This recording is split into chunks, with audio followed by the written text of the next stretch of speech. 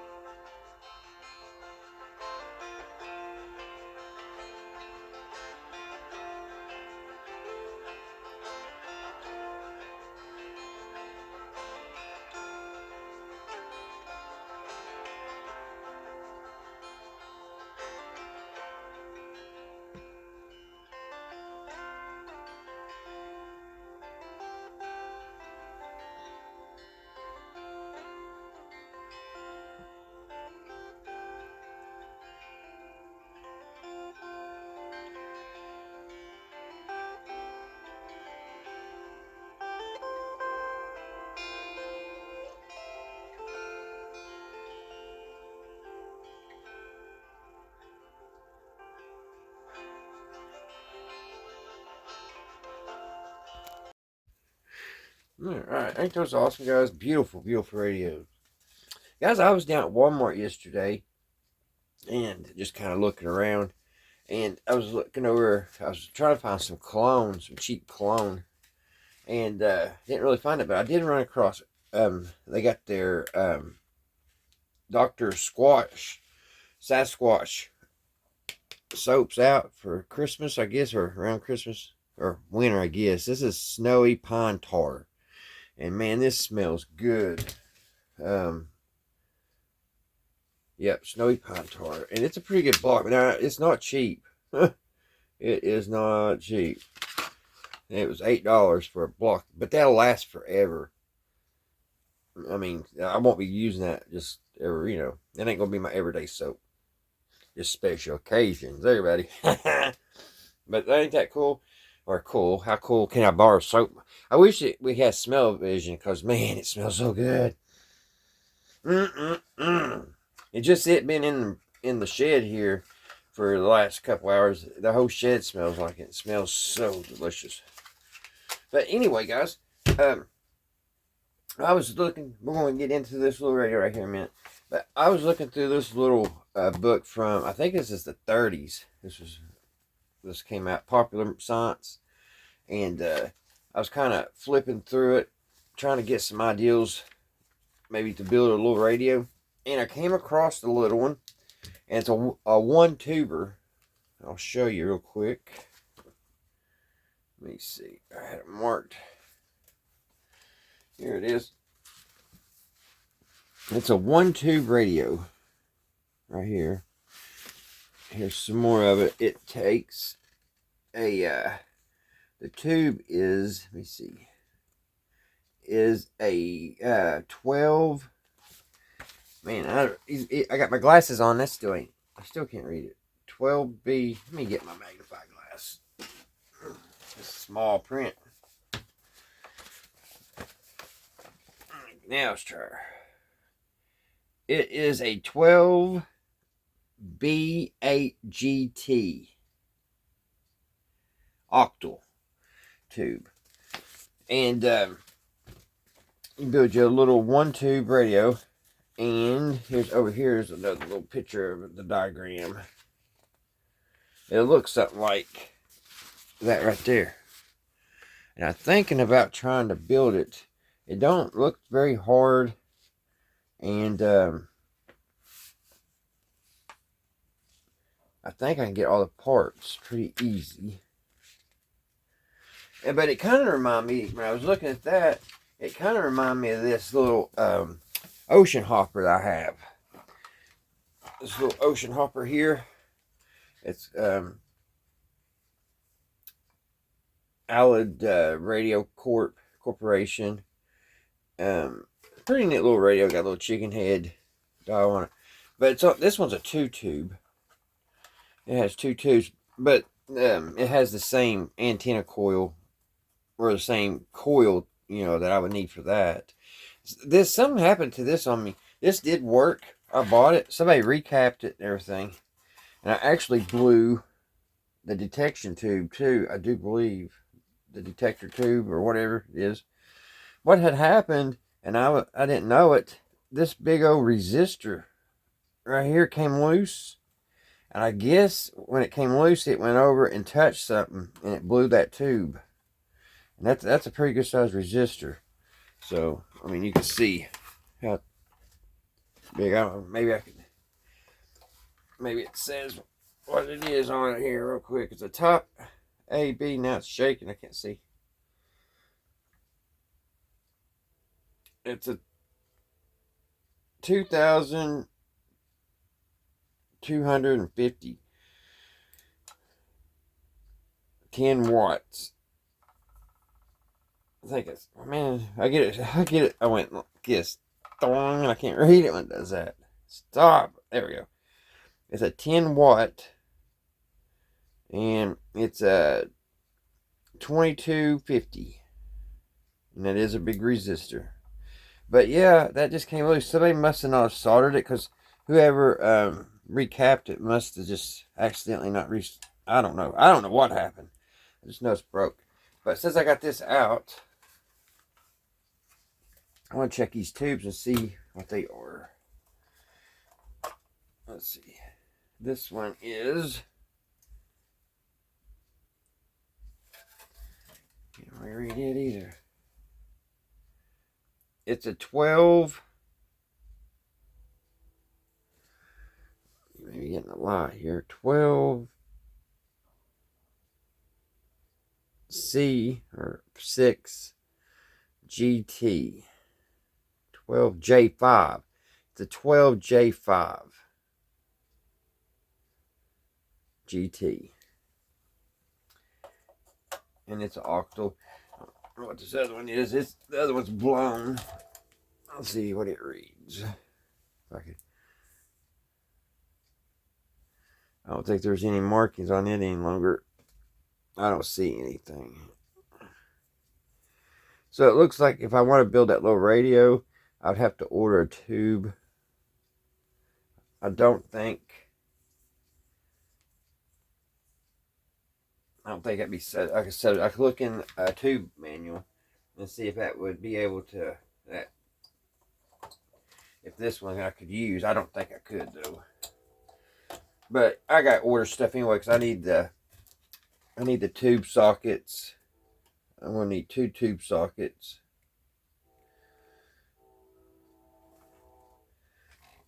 And one of them's only a 4-pin for this little antenna.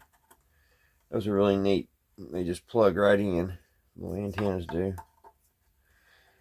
Little coils, oscillator, I should say. But yeah, I thought I'd show you guys that.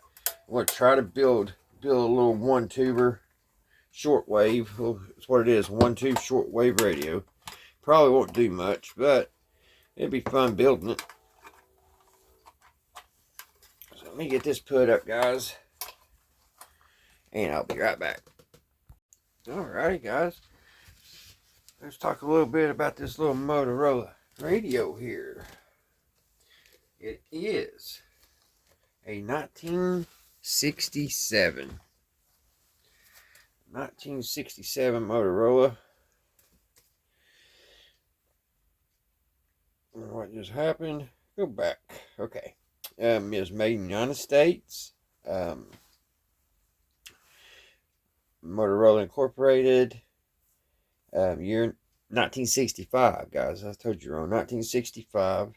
It's a broadcast receiver, and it's a past World War II tuner.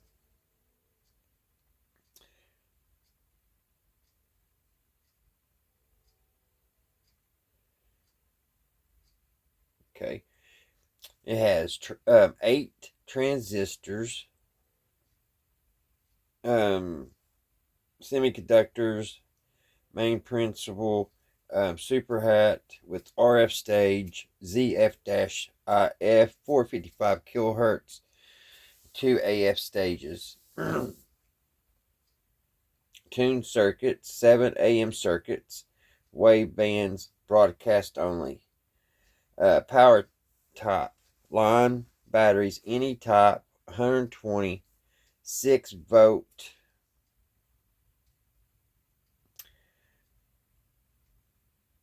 Loudspeaker, permanent magnet, and then it says loudspeaker, moving coil. So it's got a permanent magnet and a loudspeaker, moving coil. Is that what it's trying to tell us? Materials, plastics, no bakelite. It's a model X65 channel, and it says equals HS-618 Motorola Incorporated. We just went through that, and it tells the shape.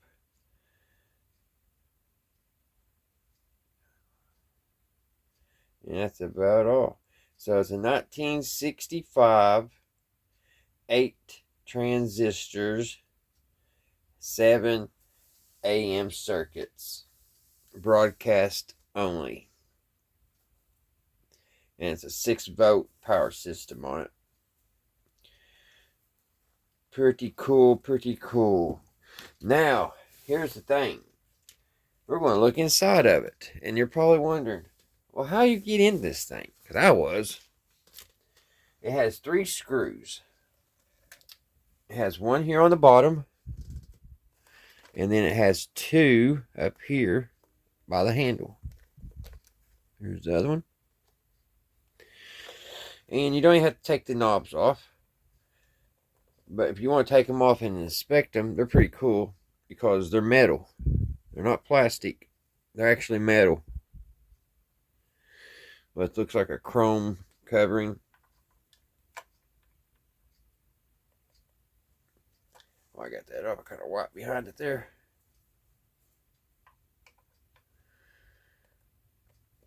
Line that back up. It's got a little mark here to line it back up. So what you do, you take those 3 screws out. You open this back here, which you really don't have to open it. But if you look back here, you might think the radio would come out of the back. But with my flashlight, I inspected it really close, and there was no way doing that. And I was like, well, how you get this thing out? Because it's in here. It's beautifully done, how they've got it placed in here. This says it's a model X65E. I don't know if that matched up. Is that what it said on the internet? Let's see. Let's make a double check here. Let's double check it.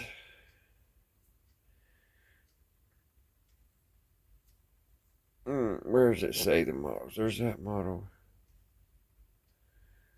X65 model.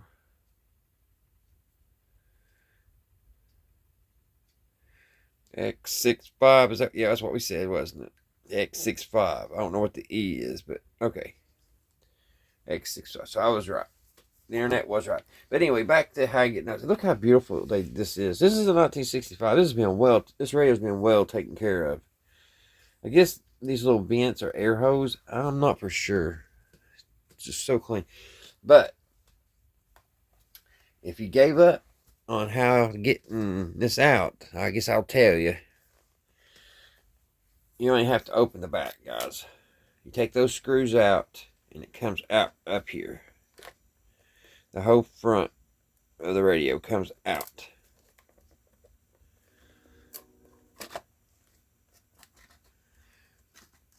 Just like that. That's how it comes apart. Look at that antenna. Now I've got to be very careful because there's still wires attached here.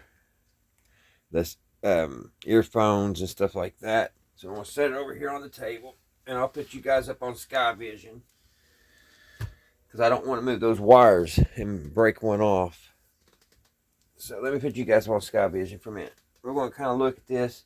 I want to try to figure out what that little button goes to. Alrighty, guys. Let me scoot this light back.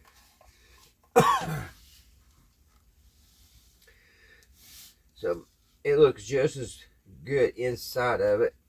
Check this out. Check this tuning capacitor. I don't want to move it too much. I gotta watch them wires. But check out that tuning capacitor, guys. Get a hold of it here. It's not all the lightest radio. It's heavy. See that tuning capacitor? It's got 3 cheese grinders on it. Banana slicer, I guess I should say.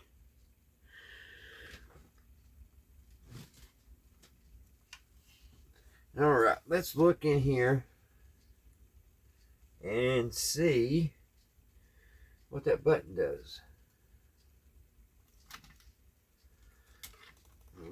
Try to lay it here on the side.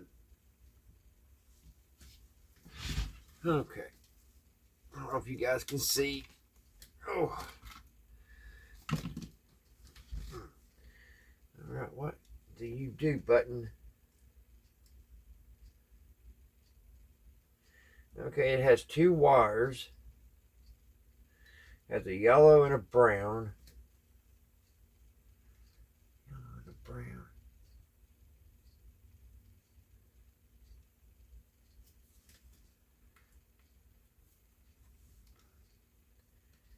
Now, it's not been easy. And if you look on that schematic, I'll put it up one more time. Check out that dial string. That would be a very hard dial string to fix, to replace. So glad this was in great shape. I want to pause it for a minute, guys, and I'm going to try to chase those 2 wires down and see what they go. I don't know what that button does. It's odd. Alright, guys.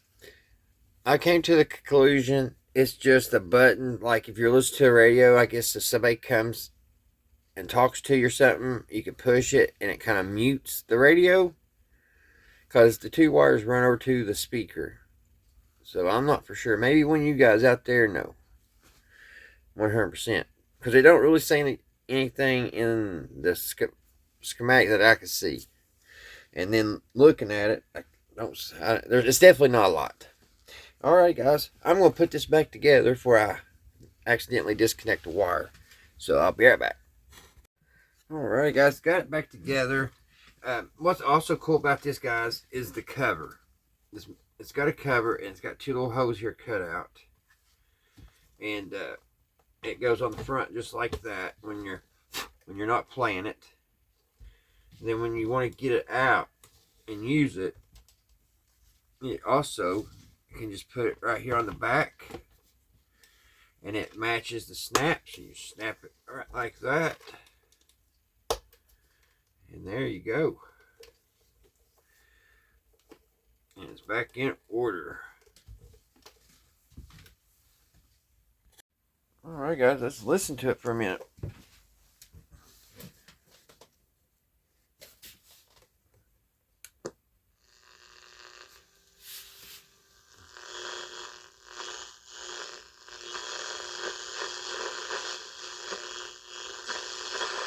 struck me as a sensible approach to the problem, but it starts with the premise that leaders should try to solve versus try to blame.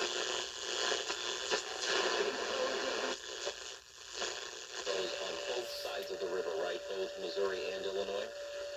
100%. We support 14 counties in Missouri and 12 in Illinois, so odds are if you're hearing us talk this morning, we're the ones who... It's about property in Tennessee. I got a lot of interference in here, guys.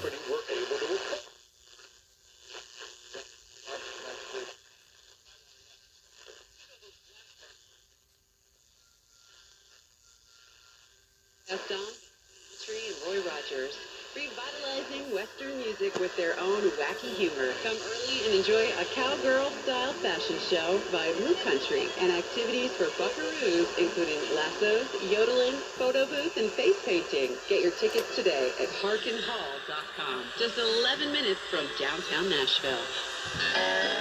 Springer Mountain Farms, America.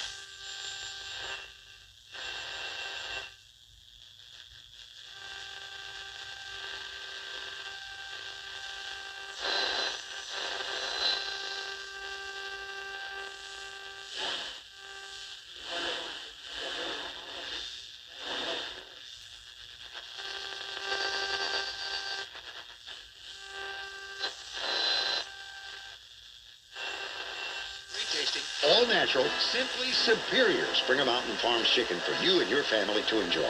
Join the flock at Springer MTN.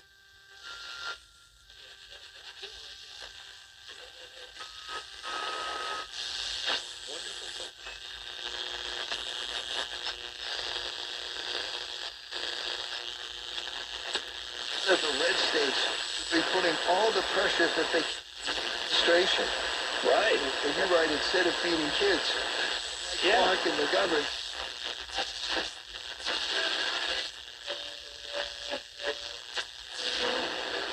You know, the rainy day, there's tax money in there from Democrats, from Republicans. Yeah. We are the so-called Commonwealth of Massachusetts, and they love to use the phrase Commonwealth. Well, Yes. I have all... All right, here we go, guys. A very nice radio, a very collective radio, and it looks great in my collection. Alrighty, guys, that probably will wrap this one up. I hope everybody's doing good, everybody's doing fine, everything's going your way, and until the next one, I'll see you right here at Redneck Ways. I think that's going to be pretty fun, guys. Don't you build a little radio? I'm going to get on here next month, and I got to order all kinds of stuff. Before I get out of here, I've also got to work on the jukebox. And if you're new to my video, go back. I got an old jukebox I've been working on, and I kind of paused back in the spring, but I got checking. This transistor's bad, so I've got to order. I found one online. I think it was like $13 or $14, so I got to order that. But the reason why I thought of it, I've got to get on there. I've got to get on the ball and get a bunch of parts ordered. I need to get parts ordered for my Zenith radio. I want to get it fixed. My first radio I've ever that started all this madness, and as far as tube radios, and so yeah, I need that fixed. I gotta get that, and there's something else. I got it wrote down, but I'm gonna order one tube and some tube sockets. I think that's all I need. Home workshop. Huh. Alright, guys. Until the next one, I'll see you right here, Redneck Ways. Did I already say that? Bye, guys.